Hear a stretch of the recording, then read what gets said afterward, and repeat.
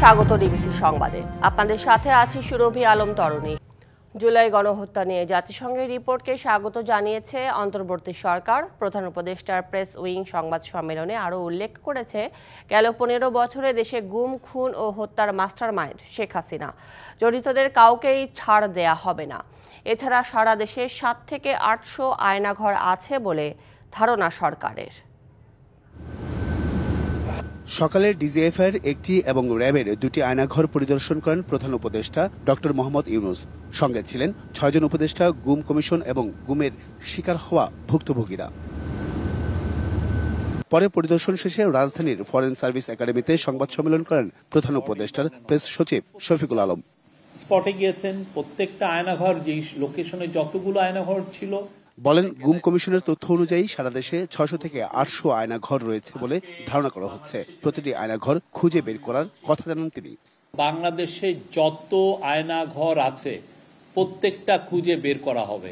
সোফার আমাদের কাছে গুম কমিশনের ইনভেস্টিগেশন অনুযায়ী এবং সিকিউরিটি ফোর্সে যা ইনভেস্টিগেশন করেছে, আমরা জেনেছি এটার সংখ্যা কয়েকশো, মেবি 700 থেকে 800, এবং এইটা আরো বের হচ্ছে। শেখ হাসিনার নির্দেশেই গত 15 বছর সারা দেশে গুম, খুন, হত্যা সংঘটিত হয়েছে।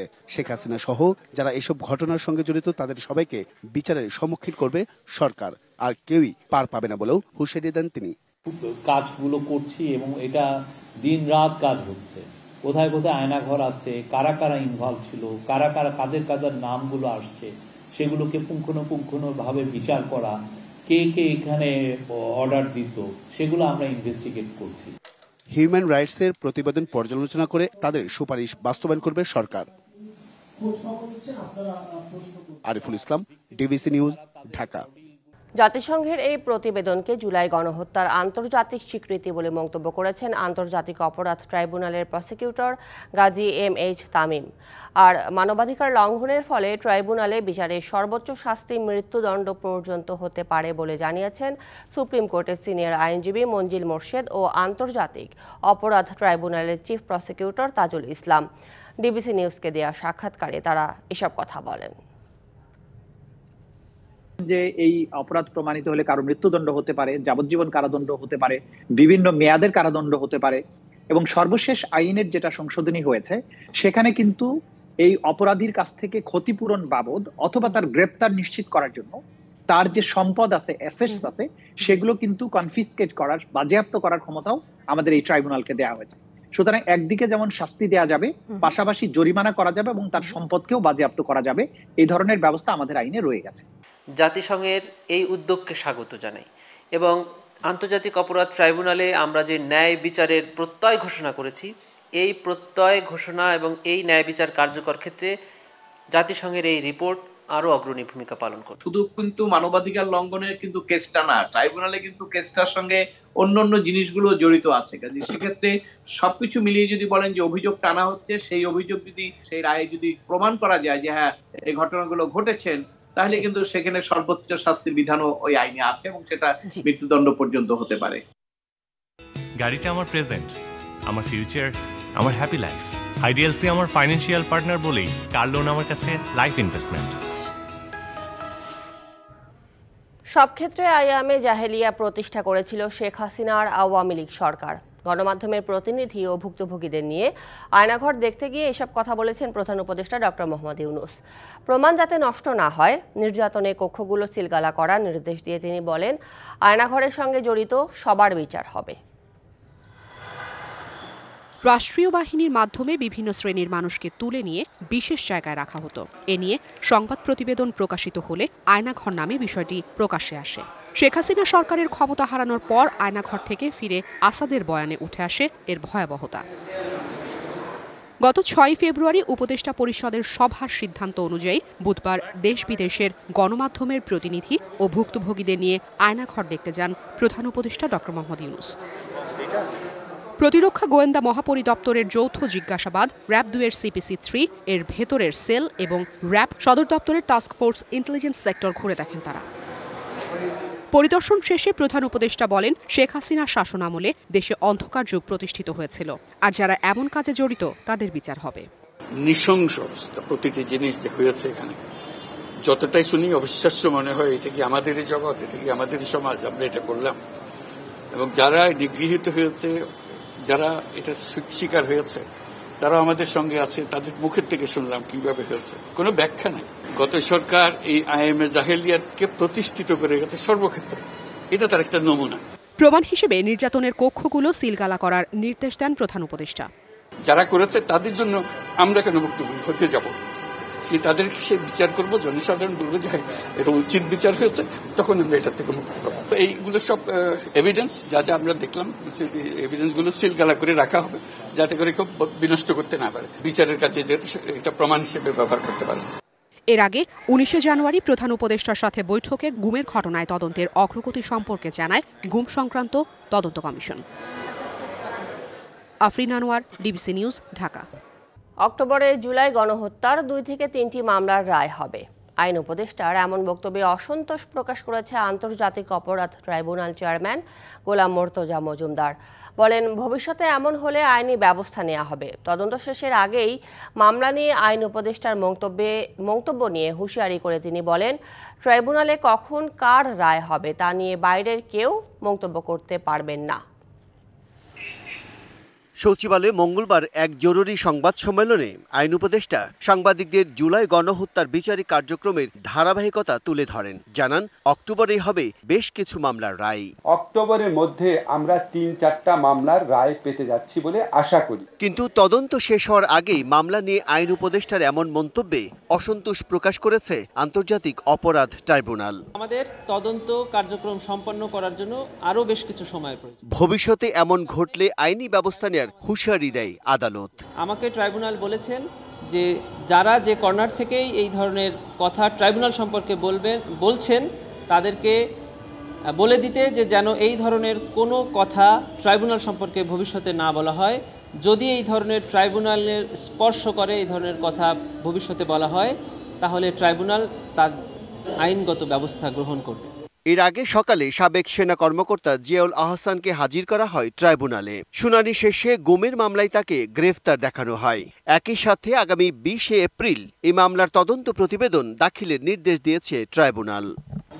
আমরা তদন্ত প্রতিবেদন জমা দেওয়ার জন্য 2 মাস সময়ের প্রার্থনা করেছিলাম। মাননীয় ট্রাইব্যুনাল আমাদের আবেদন মঞ্জুর করেছেন। আগামী 20/4/2025 তারিখে তদন্ত প্রতিবেদন জমা দেওয়ার জন্য তারিখ নির্ধারণ করেছে। এছাড়া রামপুরায় জুলাই-আগস্ট গণহত্যার ঘটনায় 2 পুলিশ কর্মকর্তার বিরুদ্ধে গ্রেপ্তারি পরোয়ানা জারি করা হয়েছে বলেও জানায় আদালত। মঞ্জুর করে এই 2 জন পুলিশ কর্মকর্তার বিরুদ্ধে গ্রেপ্তারি পরোয়ানা জারি করেছে। বিজয় কুমার দাস, ডিবিসি নিউজ, ঢাকা। 4 জেলায় সমাবেশের মধ্য দিয়ে শুরু হলো 64 জেলা ও মহানগরে বিএনপির কর্মসূচি।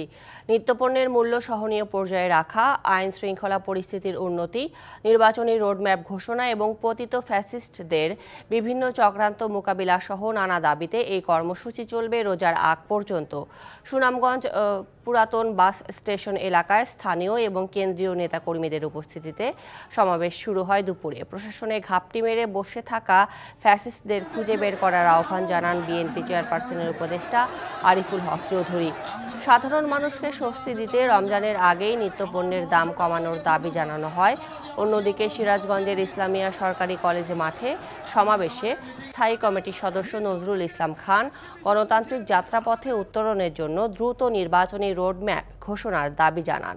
এছাড়া কেন্দ্রীয় কর্মসূচির অংশ হিসেবে খুলনা এবং লালমনিরহাটেও সমাবেশ করেছে বিএনপি।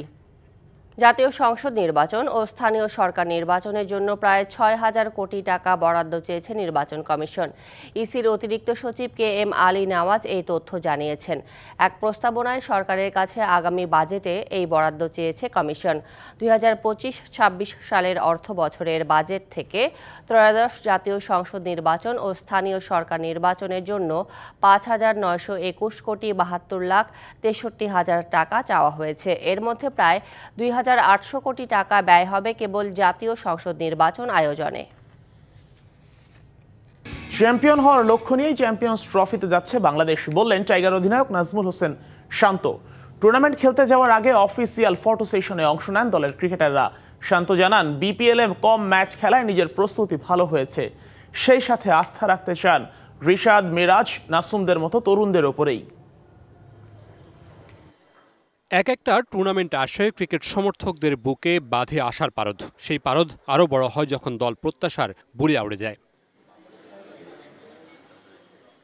এবারও সেরকম কথা শোনা গেল অধিনায়ক নাজমুল শান্তর কণ্ঠে। আগের বারের সেমিফাইনালিস্ট বাংলাদেশ এবার যাচ্ছে চ্যাম্পিয়ন হওয়ার লক্ষ্য নিয়ে।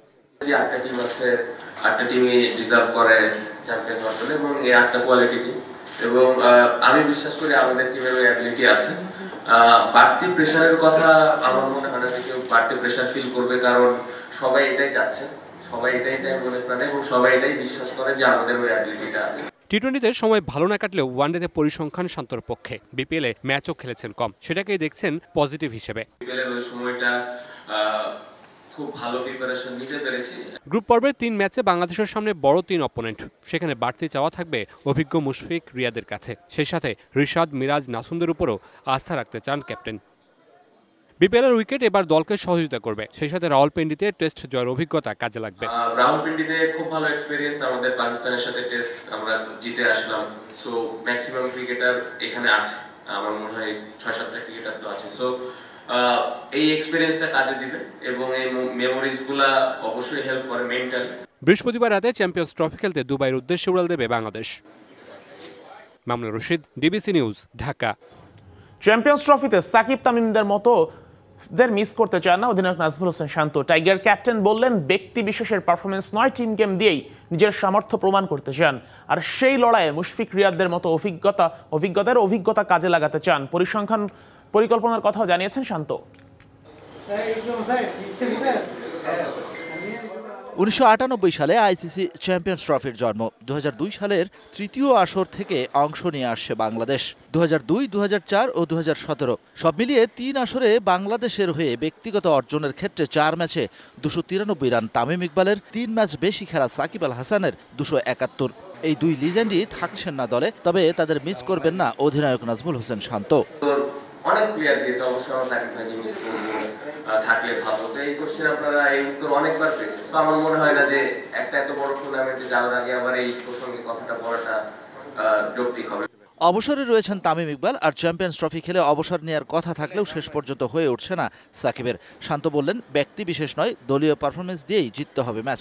সেক্ষেত্রে মুশফিক রিয়াদদের অভিজ্ঞতাকে কাজে লাগাতে চান বাংলাদেশ অধিনায়ক। যে জিনিসটা আমি চাইবো রিয়াদ ভাই, মুশফিক ভাইয়ের কাছে, তাদের এক্সপেরিয়েন্সটা যেন প্রত্যেকটা প্লেয়ারের কাছে দেয় এবং মাঠের ভিতরে স্পেশালি যখন খেলাটা চলবে তাদের ভিতরে যদি কোনো আইডিয়াস থাকে অবশ্যই যেন এটা ওই প্লেয়ারটিকে শেয়ার করে। আসলে চ্যাম্পিয়ন্স ট্রফি প্রসঙ্গে গণমাধ্যমে কথা বলতে গিয়ে অস্ট্রেলিয়ার সাবেক অধিনায়ক রিকি পন্টিং বলেছেন, বাংলাদেশের জন্য এবারের চ্যাম্পিয়ন্স ট্রফি মিশন কঠিন হবে। সেই কমেন্টসের বিপরীতে নো কমেন্টস টাইগার অধিনায়ক শান্তর। বিশ্বকাপের পর আইসিসির দ্বিতীয় বৃহত্তম আসর চ্যাম্পিয়ন্স ট্রফি, যে চ্যাম্পিয়ন্স ট্রফিতে বাংলাদেশের এখনো পর্যন্ত অর্জন সেমিফাইনাল। শান্ত বললেন, এবার সেই সেমিফাইনালের ব্যারিয়ার ভেঙে ফাইনালে যেতে চায় বাংলাদেশ, জিততে চায় trophy. Shahan Papon, DBC news, Dhaka. ব্যক্তিগত কারণ দেখিয়ে চ্যাম্পিয়ন্স ট্রফির স্কোয়াড থেকে নিজেকে সরিয়ে নিয়েছেন মিচেল স্টার্ক। এদিকে ইনজুরির কারণে প্যাট কামিন্স না থাকায় অধিনায়কের দায়িত্ব পালন করবেন স্টিভেন স্মিথ।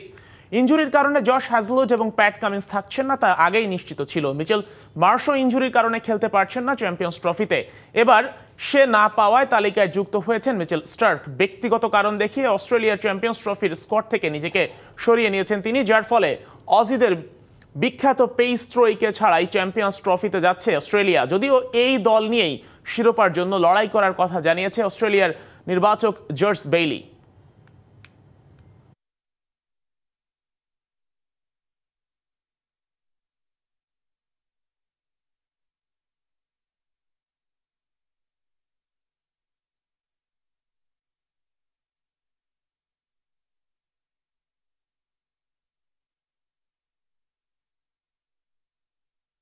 দর্শক, এই ছিল খেলার দুনিয়ায়। ফিরে যাচ্ছি সহকর্মী সুরভি আলম তরণীর কাছে। সুরভি, আশিক ধন্যবাদ আপনাকে। সংবাদে ছিল এখনকার মতো। ডিবিসি নিউজের সংবাদগুলো পড়তে ভিজিট করুন dbcnews.tv আর ভিজিট করুন ডিবিসি নিউজের ফেসবুক পেজ এবং ইউটিউব চ্যানেল। সঙ্গেই থাকুন।